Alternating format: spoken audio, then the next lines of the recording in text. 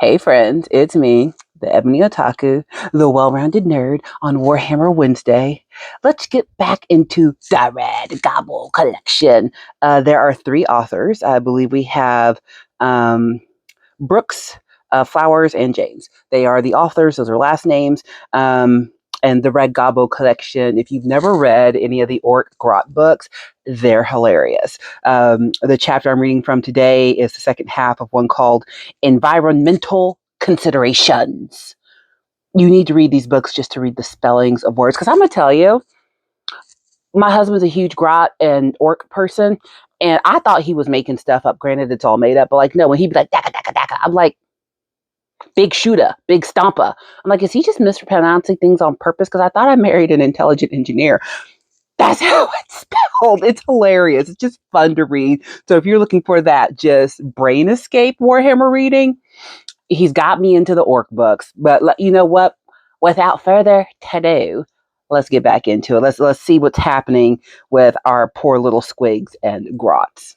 The last time I read from this book was months ago. I kind of went on a little bit of a hiatus from reading, but I think I'll get back into it now, mostly with Warhammer.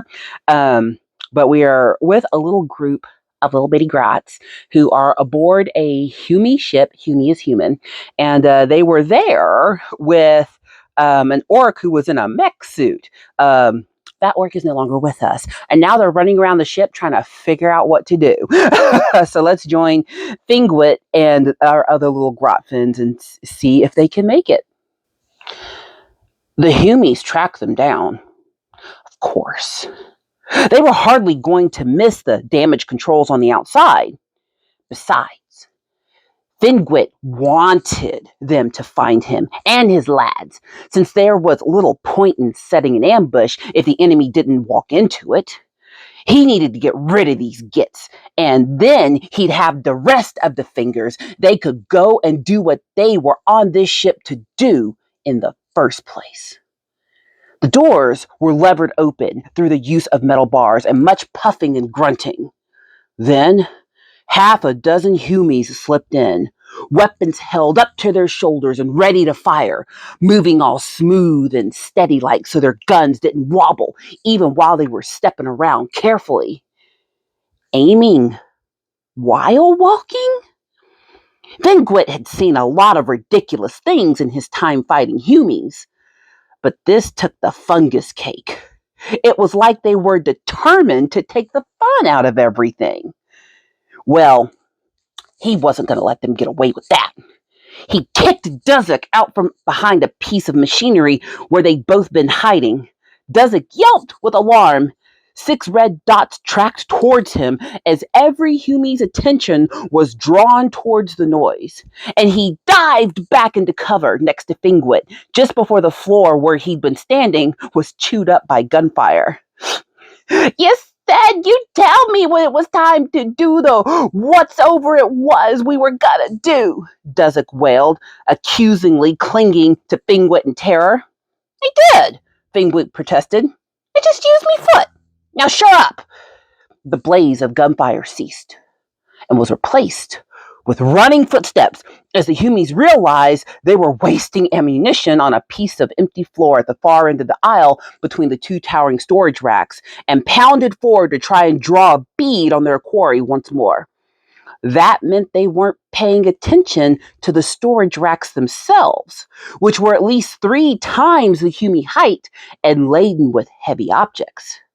Obviously, Humies tended to be annoyingly neat and tidy, and so there was very little chance of anything heavy falling out of its allocated place and onto, for example, a group of them running beneath in search of the grot they had just seen appear and disappear in quick succession.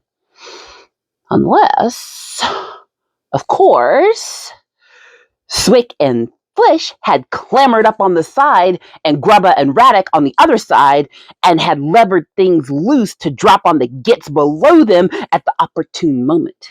Which, as it happened, was right now. Wah! They chorused joyously as smaller objects began to clatter down. Thingwit risked sticking his head out of cover and was rewarded with the sight of Humies charge faltering as they realized they were under attack from above and desperately trying to bring their guns to bear, only to realize it was too late, that there was no way their firepower could contend with 230-pound pallets of tinned ration packs plummeting towards them from 20 feet up.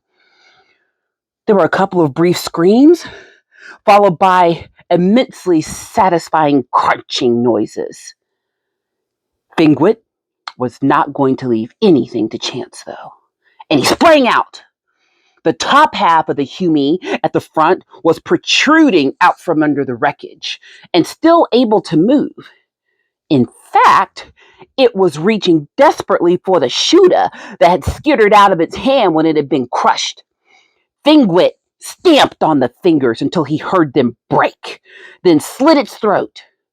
He'd have done the same to the rest as well, but there weren't any other throats he could reach. "Nice going, lads," he called up to his whooping grots. "That showed 'em. That'll teach 'em to think we're stupid. Or hopefully not," he added after a moment's thought. "It's better when they think we're stupid. It makes them easier to kill." "We're gonna back out there now, right, boss?" Flish asked, not sounding hugely enthusiastic at the prospect. Fingwit could understand that. They had a mission, and the prospect of taking over the ship's guns and using them to kill the humans was exciting and hilarious. But the prospect of trying to fight, sneak, or otherwise find the way to their destination without dying was not an appealing one. It felt much safer to just turn the lights off and hang around in here while everyone else did the dying part. The only trouble was that if the wrong ones did the dying, then the fingers would get found out by the Humies once they didn't have any orcs to worry about and were looking through the ship for any leftovers. And that wouldn't end well. And then, if the orcs killed all the Humies, but the fingers hadn't done what they were supposed to do with the guns, then sooner or later, they'd probably end up taking a kicking from someone, possibly even the Mech Lord himself. And that wouldn't end well either. Neither option was good. So Fingwit did what any good, responsible leader would do in the circumstances and delayed in making the decision. "Nah, we'll stay in here just for a bit," he said confidently.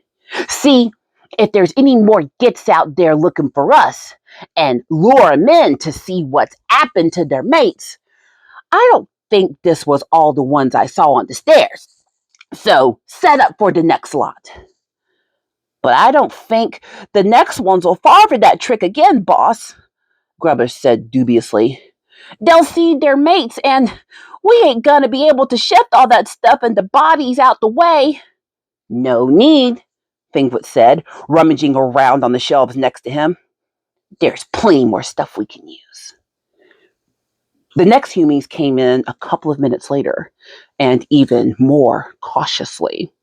There were 5 of them, armed and armored like the first lot, and clearly suspicious about what might have happened to their companions, given the damaged door controls, and the door itself having been prized open and left that way.